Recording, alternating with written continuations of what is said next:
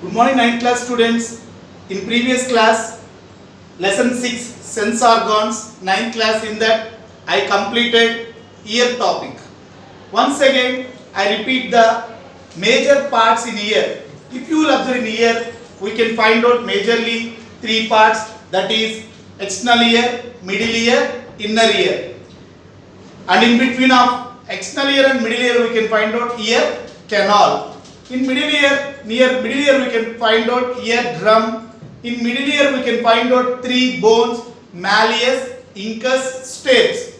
In inner ear, we can find out two parts, that is semicircular canals and cochlea.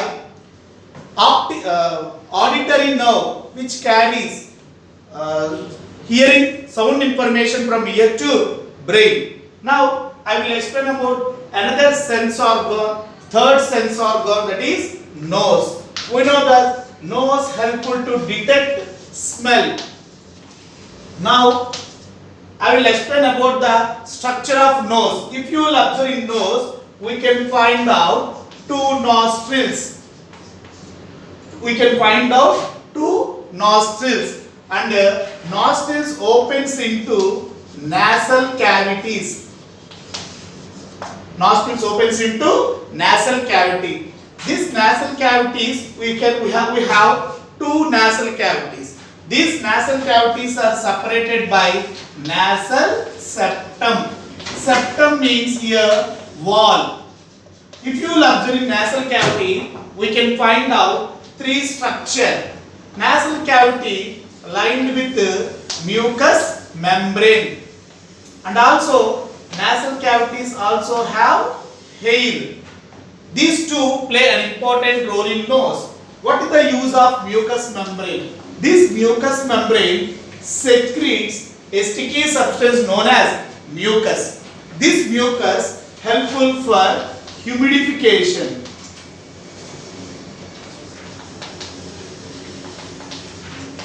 What is meant by humidification? When hot air passes into the lungs, this hot air becomes cool with the help of this mucus. This is very important, very useful to us. Why? Because if hot air enters into the lungs, this leads to cause several lung problems. This is not happening. Why? Because we have mucus on nasal cavity. This mucus helps to convert hot air into cool air, so that is called humidification. If hot air enters into the lungs, leads to cause several health problems, lung problems.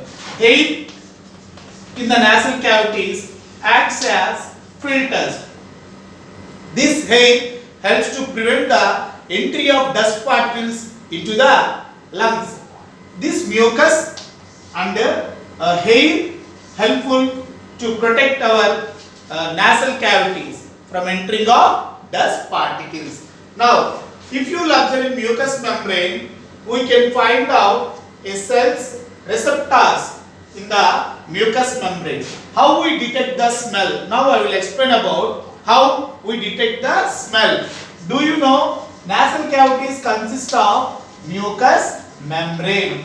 This mucous membrane consists of a cells, already explained in previous classes in sense organ introduction topic.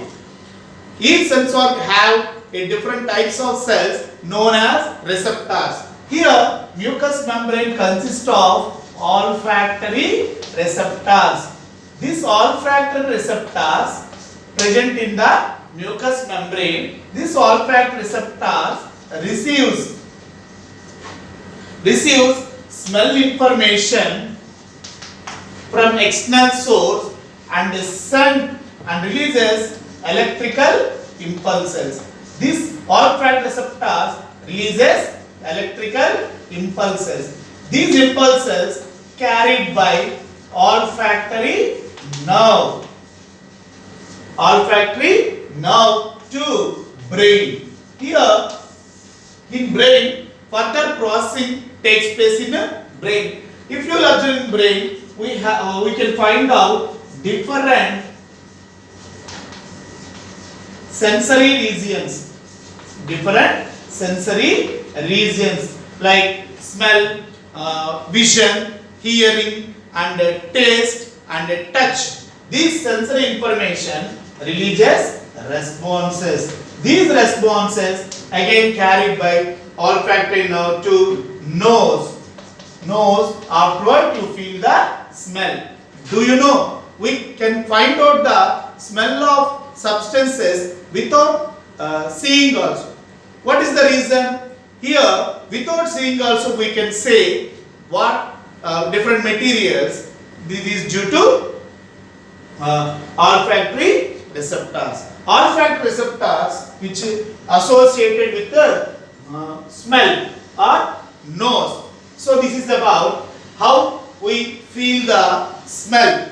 Okay. Now, if you are suffering from cold, do you smell things in the natural way? Very, very important question. If you are suffering from cold, do you smell things in the natural way? So the answer is no.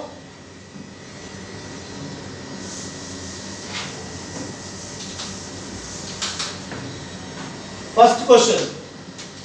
If you are suffering from cold, do you smell things in the natural way? No. Why? Because at the time of cold, the nasal passages are at the time of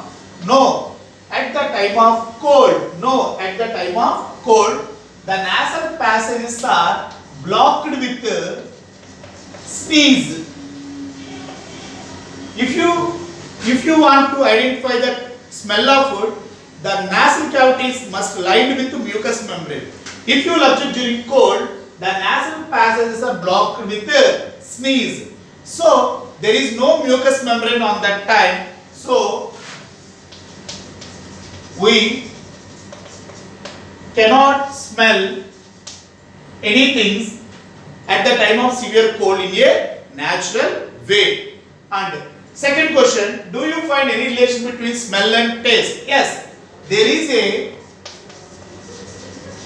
relation between smell and taste. I will explain about this topic with the help of familiar example for you. Do you know, if you want to taste of any food material, if you want to identify the taste of food material, first we have to nose also very important. I will explain with a simple example. At the time of severe cold or cough, we cannot identify the smell of food and we cannot identify the taste of food also. Correct or not? At the time of severe cold, we cannot identify the taste of food and smell of food. What is the reason? At the time of eating of food, at the time of chewing, do you know the odor chemicals? The odor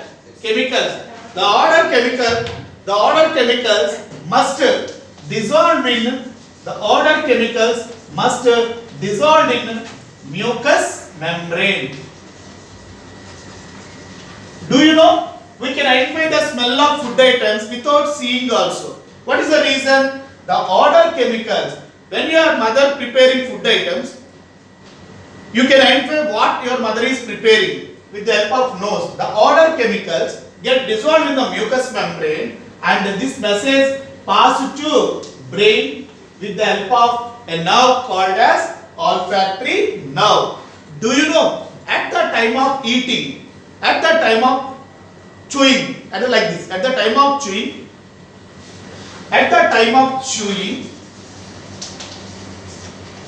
the odor chemicals